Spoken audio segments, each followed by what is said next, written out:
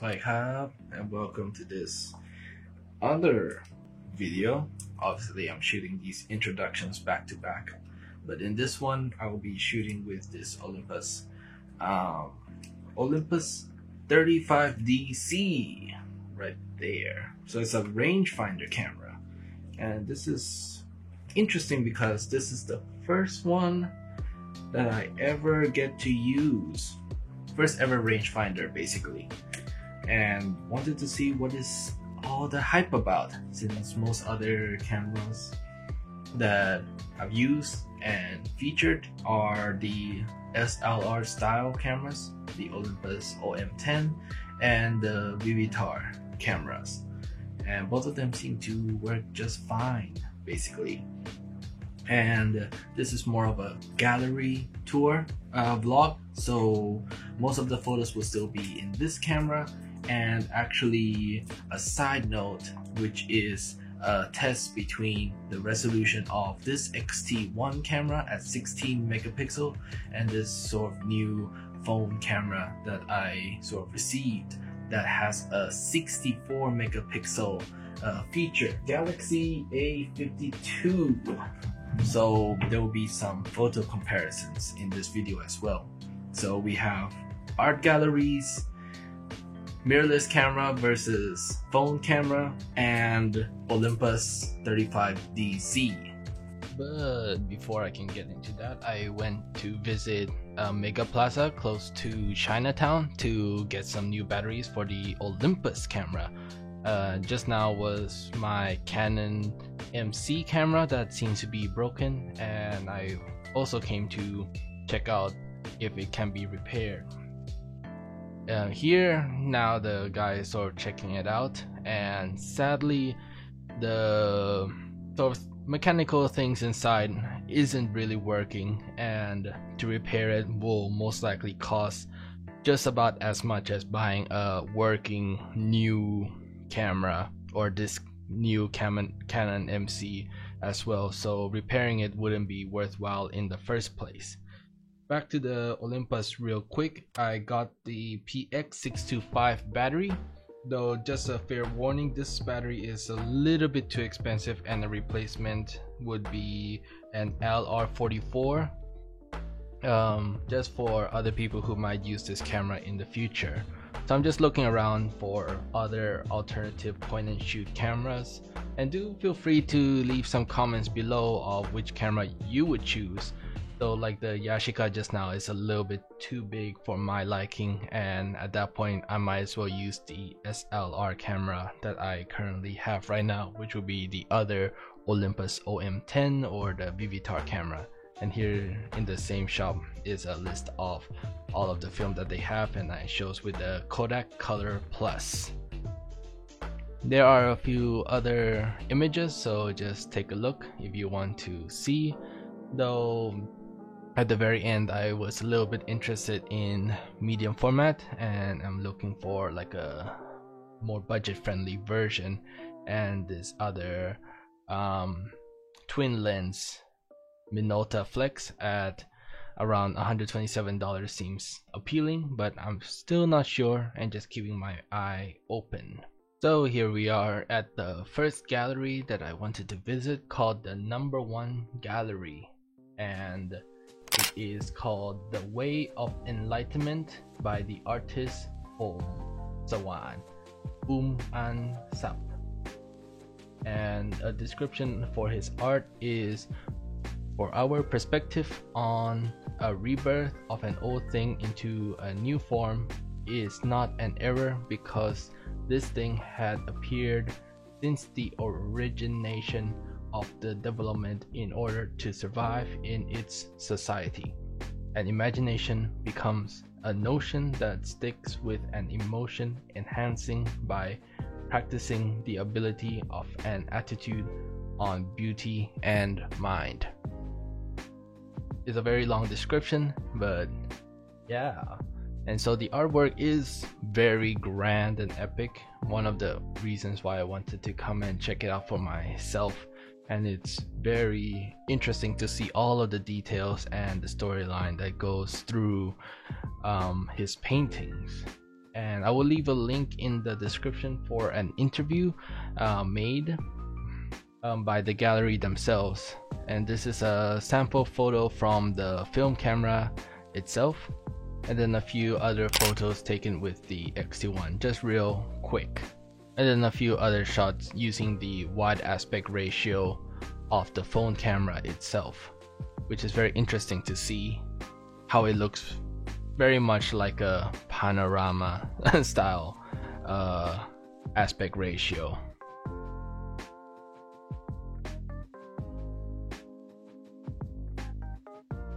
And so here, just a small detour is wanting to see the side-by-side comparison. This isn't gonna be anything scientific, and I would want to do a follow-up video trying out this feature a little bit more.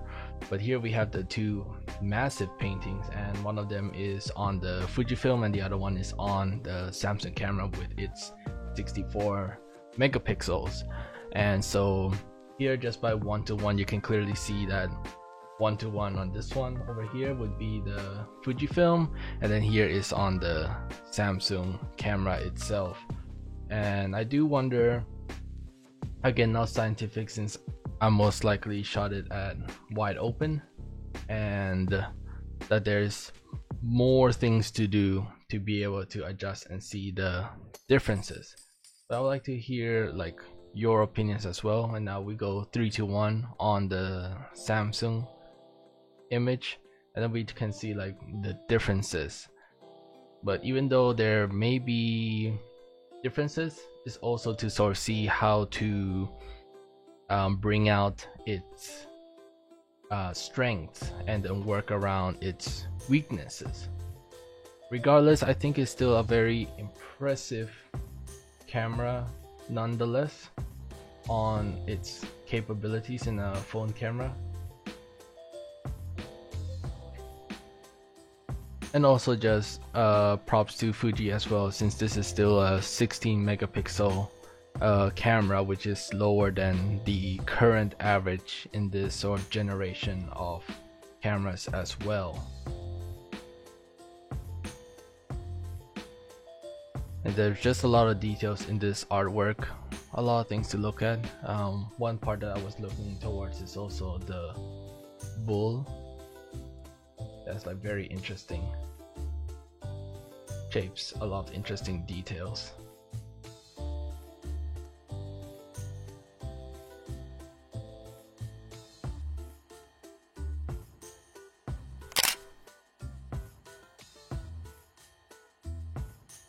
So the next gallery that we went to visit is called Kawit Studios and Gallery, and this art collection is called New Ramayana by the artist Suraj Chet, and it depicts various giants inspired from religious sort of texts.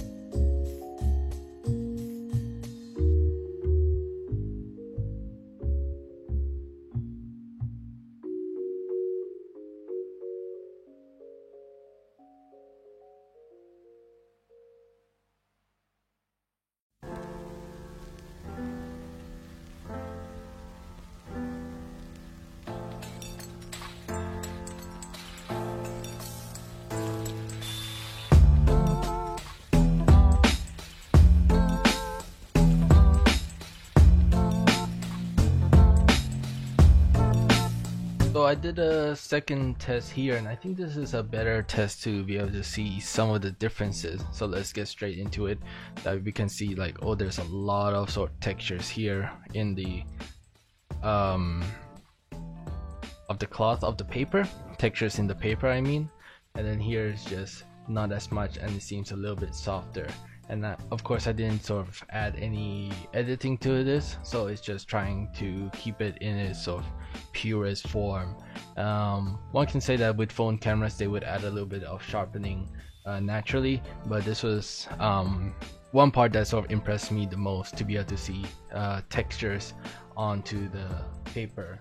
I just want to switch this real quickly, and so now the phone image is on the left hand side, and then the Fuji is on the right hand side, to be able to zoom in 3, 2, 1, and then there will still be, and I think it should load, or maybe not, but in any case there are still a little bit indications of the paper texture, but there was just not enough pixels to be able to show that kind of details, and I'm like fairly impressed with it when it comes to just high megapixel count in an image. But once again, it's still not entirely a realistic thing to expect in an image, unless it's, of course, from what I've heard and research about, like wanting to be able to capture as much detail as possible, such as this art piece as well, that one would want like a lot more pixels to be able to grab all of the details in the brush strokes or in the shading as well. So there is a value to it, and it's quite impressive to be able to see firsthand. We'll move on to the next gallery. So the last gallery that we went to see is at BACC, and this is where I took the majority of the film photos, and it's just sort of a mixture of like a street photography mixed with perspective of people are looking at the artworks, and a little bit of abstract with the glass all around.